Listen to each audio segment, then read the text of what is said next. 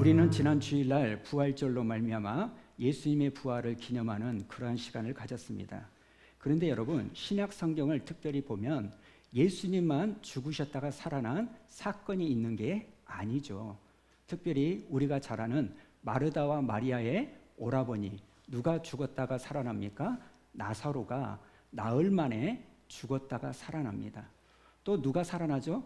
회당장 야이로의 딸, 그 딸이 죽었다가 달리다 쿰 해가지고 살아나는 겁니다. 그리고 또 누가 살아납니까?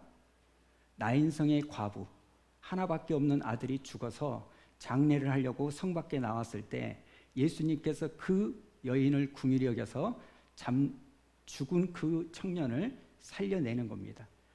이들만 살아난 게 아니죠. 성경을 보면 예수님께서 십자가에서 죽으시고 숨이 끊어졌을 때 그 예루살렘 주변에 있는 무덤이 진동을 하고 죽어서 묻혀 있었던 수많은 사람들이 일어나서 예루살렘 성으로 돌아갔다. 이렇게 성경은 말합니다. 그런데 여러분, 이들이 다시 살아난 것과 예수님께서 다시 부활하신 것에서는 근본적인 차이가 있다는 사실을 기억하십시오. 먼저 이들은 다시 살아났지만 여러분, 나사로는 살아나고 나서 영원토록 살았을까요? 또 죽었을까요? 회당장 야이로의 딸 다시 살았는데 산 다음에 영원 무궁토록 살았을까요? 죽었을까요? 또 죽었어요. 그런데 우리 예수님은 십자가에서 죽으신 다음에 부활하신 후에 다시는 죽지 않는 생명과 성령의 법이 그분을 주장하셔서 사망의 권세를 깨트리신 분입니다. 그러니까 예수님의 다시 살아나심을 뭐라고 말하냐? 부활, 이렇게 말하고요. 그리고 다른 사람들이 살아났지만 또 죽기 때문에 이 사람들의 살아남은 보통 소생했다, 이렇게 말할 수 있을 겁니다. 그리고 또 하나의 차이가 뭐냐면 단지 이 성경에 나온 다시 살아난 사람들은요, 살아난 것이 자기 자신을 위하여 살아난 겁니다. 자기 자신의 유익만이 있는 거예요. 그러나 예수님께서 다시 살아나신 것은 당신의 생명을 위해서 살아난 게 아니라 바로 저와 여러분의 부활, 저와 여러분의 죄사함, 이것을 위하여 다시 살아나신 줄로 믿습니다. 그래서 우리가 이 부활절을 보낼 때 감사해야 될 게 뭐냐면 우리 예수님은 자기를 위하여 살아나신 것이 아니라 바로 죽을 수밖에 없는 저와 여러분을 살리게 하여 살아나셨다. 이것을 감사하시고 하나님 앞에 나아가는 저와 여러분 되기를 축원합니다. 여러분, 예수님이 부활하셨기에 저와 여러분도 다시 부활할 줄로 믿습니다. 고린도전서 15장 20절 우리 한번 읽어보도록 할까요? 시작.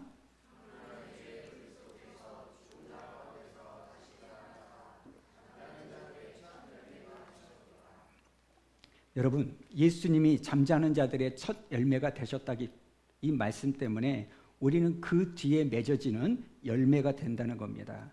그렇기 때문에 오늘 예수님께서는 저와 여러분에게 생명, 힘, 소생, 그걸 주셨다는 거예요. 자, 그런데 여기서 한 가지 흥미로운 것이 뭐냐면 예수님이 이 땅에서 부활하셨고 몇 일 동안 이 땅에 계시다가 승천하셨을까요? 40일 동안 이 땅에 계시다가 부활 승천하셨습니다. 그런데 여러분, 예수님께서 40일 동안 이 땅에 계실 때 뭘 하셨느냐가 굉장히 중요합니다. 복음서의 맨 마지막을 보면 십자가에서 죽으시고 부활하신 후에 예수님이 만난 사람들의 기록이 쭉 기록되어 있는데 예수님은 부활하신 다음에 40일 동안 누구를 만나느냐? 만약에 내가 예수라면 누구를 만났을까요? 빌라도 총독, 바리새인, 대제사장. 내가 십자가에 달렸을 때 야, 네가 진짜 하나님의 아들이면 내려와봐. 나를 조롱하는 그 사람들을 찾아가서 그래, 나 다시 살아났다. 어쩔래? 이제 믿을 거니? 이럴 것 같은데 우리 예수님은요, 결코 그렇게 찾아간 적이 없으시다는 겁니다. 그렇다면 누구를 찾아갔습니까? 예수님의 죽음 때문에 무서워서 집안에 문을 닫고 꽁꽁 숨어있는 이 제자들을 찾아가서 그들을 위로하고 그들을 격려하고 그들에게 힘을 주신 줄로 믿습니다. 그렇다면 왜 예수님께서 그 당시에 권력이 있었던 이 사람들을 찾아가면 더 효율적으로 복음을 전할 수 있음에도 불구하고 왜 그들은 찾아가지 않고, 왜 바리새인과 제사장들은 찾아가지 않고 그 제자들을 찾아갔을까요? 이유는 딱 하나예요. 앞으로 사도행전에서 세워질 초대교회에 헌신할 사람들이 이 제자들이기 때문에, 하나님을 믿고 하나님께 충성하는 사람들이 이 사람들이기 때문에 오늘 예수님은 그들에게 찾아간다는 겁니다. 마찬가지로 여러분, 이 말씀의 위로를 받으시기 바랍니다. 오늘 하나님이 찾으시고 하나님이 만나주시고 하나님이 위로해 주시는 분은 세상에 돈이나 뭔가를 가지고 있는 사람이 아니라 주님께 내 마음을 드리고 주님을 사랑하고 어떠하든지 주님께 내 삶을 드리고자 하는 그 선한 마음을 가지고 있는 사람들에게 우리 주님은 찾아와 주실 줄로 믿습니다. 그렇기 때문에 오늘 우리가 알아야 될 것, 하나님은 당신을 사랑하는 사람들에게 관심이 있다. 당신을 위해서 헌신할 사람들에게 집중하고 계신다. 여러분, 오늘 우리가 읽은 히브리서는요, 자신의 삶을 하나님 앞에 드린 이 사람들이 당한 고난과 박해를 받는 그 사람들에게 쓰여졌습니다. 특별히 어떤 학자들은요, 이 히브리서는 유대교에서 그리스도교, 기독교로 개종한 유대인들을 위하여 성경을 썼다, 그런 이야기를 합니다. 그 이유가 뭐냐? 유독 이 히브리서 안을 보면 구약에 인용된 말씀들이 엄청 많아요. 그 이유는 뭘까요? 이 말씀을 읽는 사람들이 구약의 성경을 잘 알고 있다는 겁니다. 그 당시에는요, 이방인들이 핍박을 받는 것보다 유대인들이 예수를 믿는다는 그 이유 하나 때문에 고난을 당하고 핍박을 당하는 경우들이 너무나 많습니다. 사자굴에 던져지고 십자가에 못 박히고 톱으로 팔다리가 잘리고, 그런 사람들에게 마치 예수님이 제자들을 집중하여 위로하고 힘을 주셨던 것처럼 오늘 우리가 읽은 이 히브리서의 말씀은 그 하나님의 말씀을 믿고 붙드는 고난 가운데 있는 성도들을 향하여 주시는 말씀인 줄로 믿습니다. 자, 그렇다면 오늘 이 히브리서가 무엇이라고 말씀했는가? 오늘 우리도 믿음을 지키기 어려운 시절을 살고 있죠. 그때 하나님께서 저와 여러분에게 주시는 이 음성의 귀를 기울이는 여러분이 되시기를 축원합니다. 첫 번째, 하나님이 우리에게 뭐라고 말하냐? 담대함을 버리면 안 된다라는 겁니다. 저는 우리 수원 우리 교회 성도님들을 이 담대함을 붙들고 살아가는 은혜가 있기를 축복합니다. 자, 35절을 한번 읽어볼까요? 35절 시작.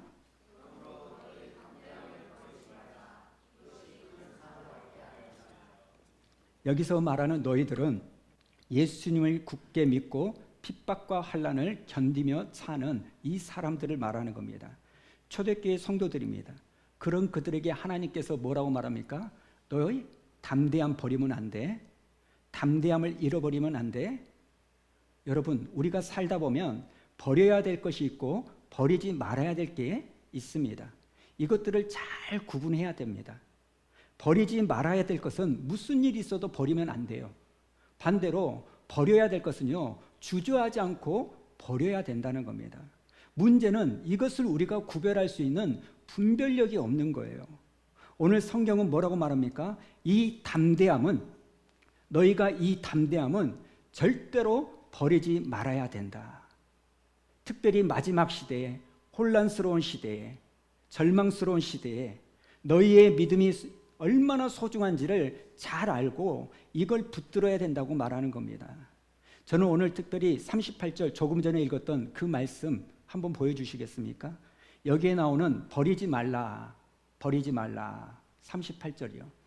이 버리지 말라라는 이 단어가 굉장히 의미가 있습니다. 여러분, 버리다라는 말은 수동태가 아닙니다. 능동태예요. 자발적인 겁니다. 스스로 하는 겁니다. 내가 어쩌다가 잃어버린 게 아닌 거예요. 내가 실수해서 잊어버린 것이 아니라 내가 자발적으로 버렸다는 겁니다. 그렇다면 왜 버렸을까요? 이 담대함이 그렇게 중요하다고 생각하지 않고 우선순위에 밀려버리니까 믿음의 담대함을 버려버리는 겁니다. 지금 히브리서 기자는 이렇게 이야기합니다. 이 담대함이라고 하는 건 신앙생활에 있어서 굉장히 중요한 거다. 그런데 그것을 모르고 버리면요, 여러분, 우리의 믿음을 온전히 지킬 수가 없습니다. 구약에 보면 여호수아서 1장에서 여호수아가 모세의 뒤를 이어서 이제는 이스라엘 백성들을 가나안 땅으로 데리고 들어갑니다. 그때 하나님이 나타나서 하셨던 첫 번째 말씀이 뭡니까? 내가 너에게 7 민족과 싸울 무기를 줄게. 내가 너희가 그들과 싸워 이길 수 있는 군사력을 더 배가해 줄게. 이 이야기를 하는 게 아니라 딱 한마디예요. 뭐예요? 너는 오직 마음을 강하게 하고 담대해라. 좌로나 우로나 치우치지 말고 너는 마음을 강하게 하고 담대해라. 너에게 제일 필요한 게 무엇인지 아냐? 너의 마음이 강하고 너의 마음이 담대하면 내가 너와 함께 이 가나안 땅에서의 일을 이룰 것이다.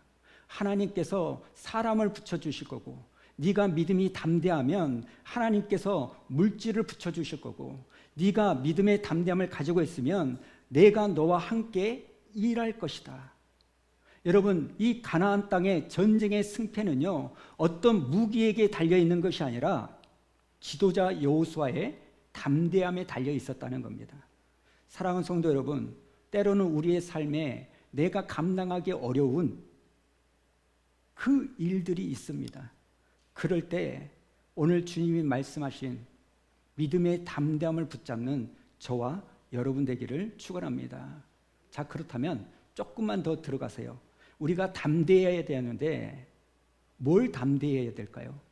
국어 사전에 보니까 이렇게 말하는데요. 우리 한번 읽어주실래요? 시작. 배짱이 두둑하고 용맹스러운 거, 이게 담대함입니다. 한마디로 겁이 없는 거예요. 겁이. 어떤 상황에서도 어떤 환경에서도 배짱이 있고 용기를 잃지 않는 겁니다. 저는 사실 이 배짱이라는 말에 큰 도전을 받습니다.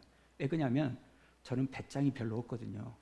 여러분 말 한마디에 쪼그라 들어가지고요, 종재기처럼 철칵 막 이러는데 가끔 가다가 큰 소리 잘 치고 배짱이 있는 분들 보면 존경스럽습니다. 저는 우리 성도님들이 저와 더불어서 배짱이 있는 삶을 살기를 원합니다. 누구를 만나도 어떤 어려운 환경에 있을지라도 배짱이 있어야 되는 거예요. 왜요? 하나님이 나와 함께 하시니까.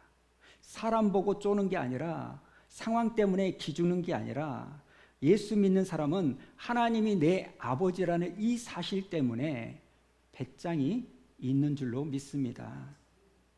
가끔 가다가 제 딸이요, 자기 친구들한테 한턱을 크게 쏜답니다. 왜 그러냐 그랬더니 엉카 엄마 카드. 그렇죠. 지는 돈 없으면서 엄마 카드 믿고 쏘는 거예요. 여러분, 이 담대함을 헬라어로 보니까요, 이렇게 뜻이 나와 있어요. 파레시아라는 단어인데요, 이 뜻이 어떤 뜻이냐면 솔직하다, 그리고 또 확신하다. 여러분, 이것은 우리 안에 이 담대함이 어디서로부터 오는지를 보여주는 겁니다. 여러분, 담대함은요, 내가 다짐하고 결단하고 나는 담대할 거야 100번 외친다고 담대해집니까? 아닙니다. 이 담대함은요, 무대포하고는 너무나 다릅니다. 여러분, 담대하다는 이 말은요, 내가 무언가에 확신을 가지고 있다는 거예요. 그러면 무슨 확신이 있습니까?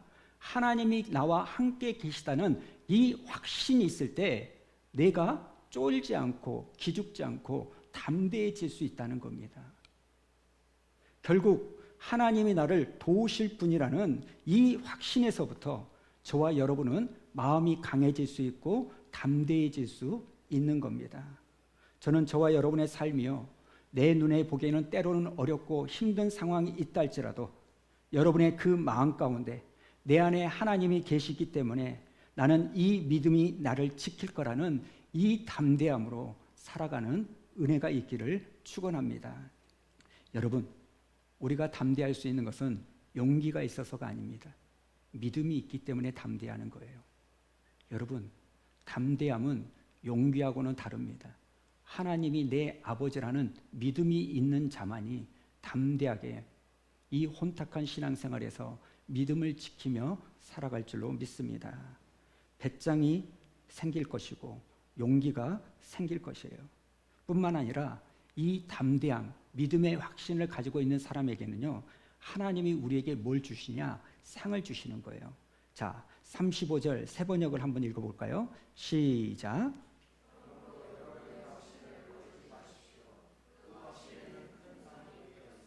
여기서는 담대함을 확신이라고 번역을 하면서 이 확신에는 무엇이 붙어 있어요? 큰 상.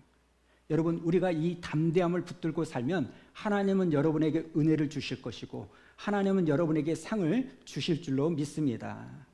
그 다음 두 번째로 제가 묵상하는 것이 뭐냐면, 여러분, 부활의 삶을 사는 사람들은요, 결코 뒤로 물러서지 않는다는 겁니다. 자, 따라서 한번 해볼까요? 자, 다음 컷 보여주십시오. 믿음의 확신이 있는 사람은 뒤로 물러서지 않습니다. 한번 해보세요. 읽어보세요. 시작. 좀 더 힘을 내서 다시 한번 시작. 예. 근데 우리가 뒤로 물러서면 하나님이 기뻐하지 않으십니다. 38절을 보십시오. 나의 의인은 믿음으로 말미암아 살리라. 또한 뒤로 물러가면 내 마음이 그를 기뻐하지 아니하리라 하셨느니라. 지금 하박국 선지자의 말씀을 인용하여 히브리서를 기록하고 있는데요, 우리가 뒤로 물러가면 하나님이 기뻐하지 않는다는 겁니다. 여러분, 오늘 저는 여러분을 축복하기를 원합니다. 하나님의 믿음의 담대함으로 말미암아 뒤로 물러서는 인생이 아니기를 축원합니다. 어떠한 일을 당하고 어떠한 상황에 놓여 있다 할지라도 여러분, 오늘 우리가 뒤로 물러서지 않는다면 하나님이 여러분의 삶을 기뻐하신다는 거예요. 이걸 역설적으로 말하면 내가 어떻게 하나님을 기쁘시게 하는 삶을 살까? 딱 하나만 하면 돼요. 뒤로 물러서는 삶을 살지 않으면 되는 겁니다. 물론 때로는 우리가 길을 가다가 중간에 포기하고 싶을 때가 있습니다. 내가 이만큼 했는데 더 해야 돼? 때로는 세상과 타협하고 싶을 때가 있어요. 어떤 때는요, 영적인 게으름이 내 삶을 찾아올 때가 있어요. 피곤한데 오늘 꼭 주일날 일어나서 교회를 가야 돼? 때로는 11조와 성교 헌금도 내 형편 때문에 이제는 좀 미뤄서 나중에 형편이 되면 하고 싶을 때가 있는 거예요. 이 모든 것이 믿음의 뒷걸음을 치는 겁니다. 여러분, 우리가 살다 보면 자꾸 뒤로 밀릴 때가 있어요. 왜냐하면 세상은 끊임없이 우리로 하여금 하나님 앞으로 가지 못하게 만들기 때문입니다. 그래서 기회가 있을 때마다 이 세상은요, 우리를 자꾸 밀어내요. 하나님으로부터 가까이 가지 못하게 자식 문제로, 돈 문제로, 부부간의 관계 등으로 우리를 뒤로 밀어버리는 겁니다. 그러나 사랑하는 성도 여러분, 믿음의 사람들은 잠깐의 머뭇거림은 있을지라도, 잠깐의 넘어짐은 있을지라도 결코 뒤로 물러서는 인생이 아닌 줄로 믿습니다. 누가복음에 보면 예수님께서 이렇게 경고하죠. 62절 6장 우리 한번 읽어볼까요? 시작.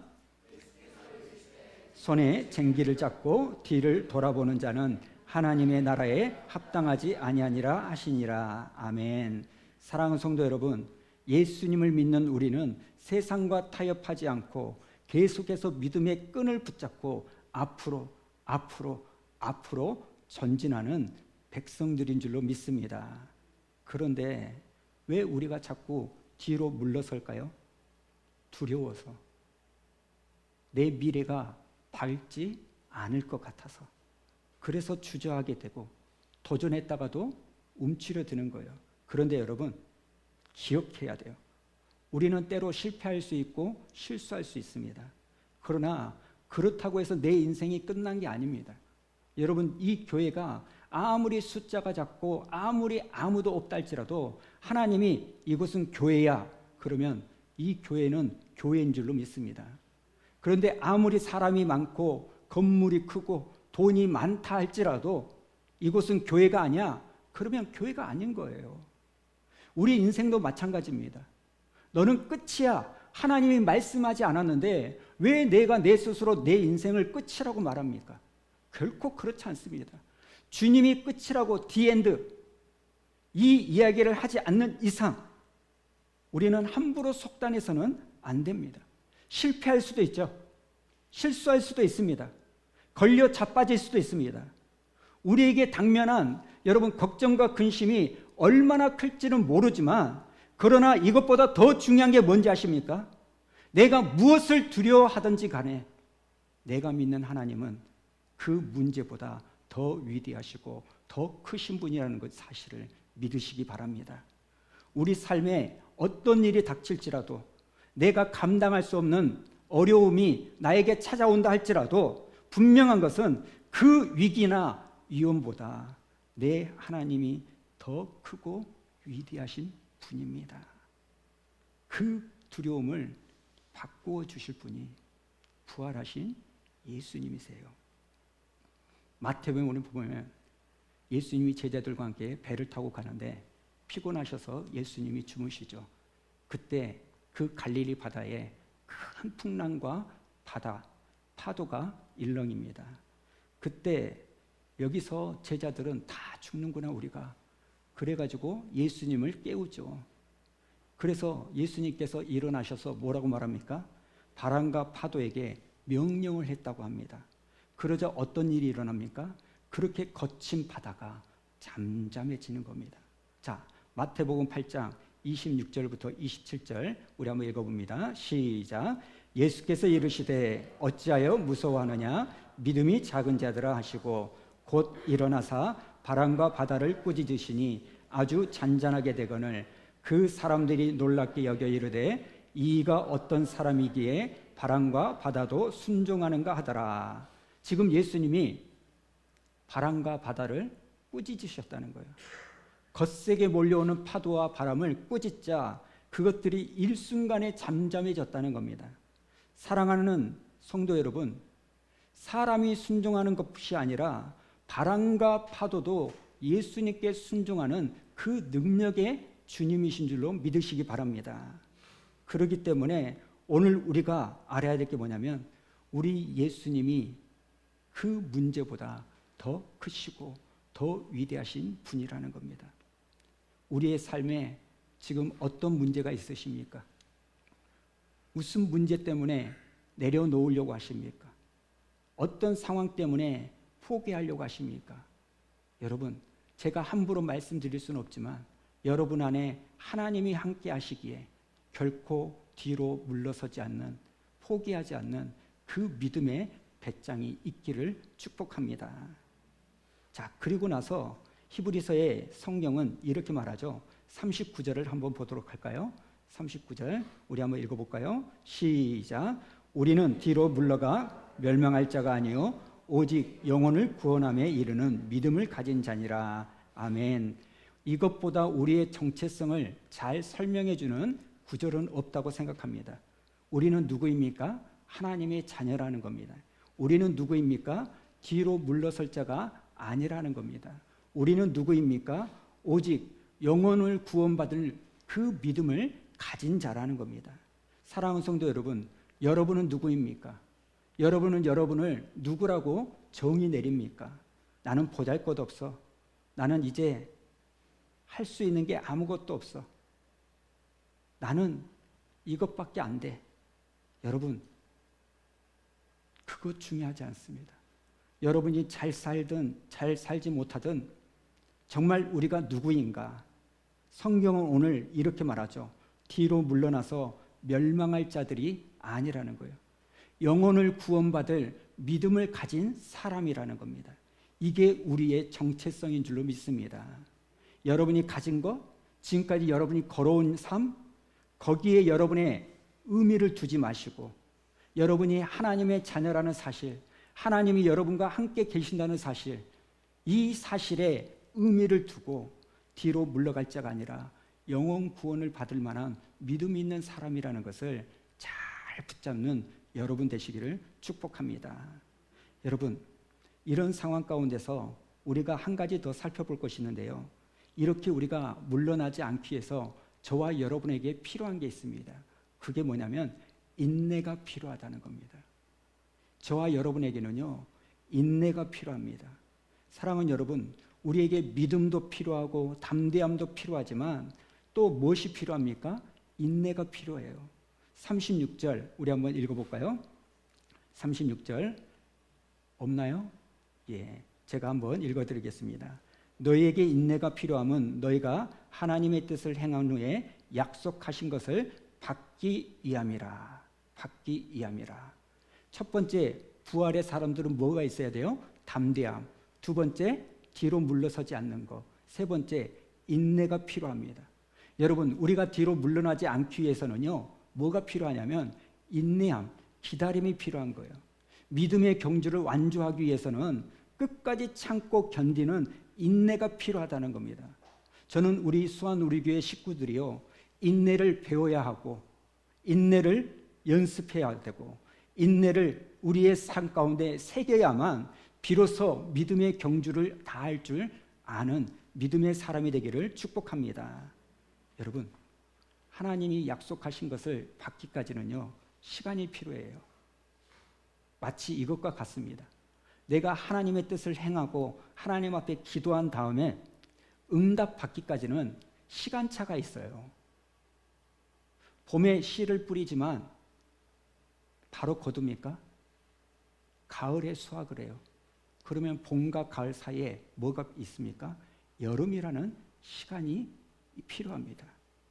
기도를 하고 난 다음에 응답을 받을 때까지는 우리는 그 시간을 참고 견디는 인내의 시간이 필요하다는 겁니다. 하나님의 뜻을 행하고 이 열매가 맺어지는 것은 한순간에 이루어지는 것이 아닙니다. 여러분, 우리가 인내할 때 그 인내하는 시간조차도 하나님과 함께하고 동행하는 귀한 시간인 줄로 믿습니다. 우리가 잘 아는 물이 몇 도에 끓다고 이야기합니까? 정확하지는 않는다 하지만 보통 100도에 물이 끓는다 해요. 50도, 60도, 70도, 99도도 안 된다고 합니다. 100도가 돼야 끓는 거예요. 그 전에 전원을 꺼버리면 물은 뽀글뽀글 올라오지 않는 거예요. 100도가 돼야지 물이 끓는 것처럼 내가 기도하고 내가 하나님의 일을 했는데 응답을 받을 때까지 견디지 못하고 기다리지 못하고 드랍해버리면 끝나버린다는 겁니다. 사랑하는 성도 여러분, 하나님의 응답은 반드시 있을 줄로 믿습니다.